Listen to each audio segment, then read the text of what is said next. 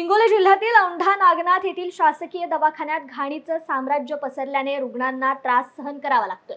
या रुग्णालयात तालुक्यातील रुग्णांची वर्दळ असून सध्या वातावरणातील बदलामुळे रुग्णसंख्येत प्रचंड प्रमाणात वाढ झाली आहे।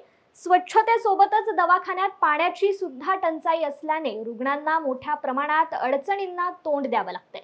घाण आणि रुग्णांच्या सोयीबाबत तालुका आरोग्य अधिकारी यांनी तातडीने पावले उचलण्याची मागणी रुग्णांकडून केली जाते। कुठून आलात? आम्ही औंढ्यातून आलो। औंढ्याचीच होतो आम्ही। काय नाव तुमचं? कौसाबाई। काय झालं तर कसं ठेवला तिथं?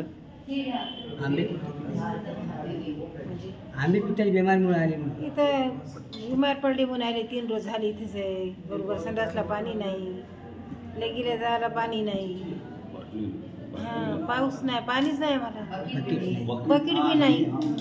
स्वच्छतेच्या बाबतीत काय सांगाल? स्वच्छता नाही, सगळं घाणच आहे मध्ये। घाणच। ठीक, काय नाव तुमचं? कौसाबाई। कौसाबाई नाव? शिंदे। शिंदे।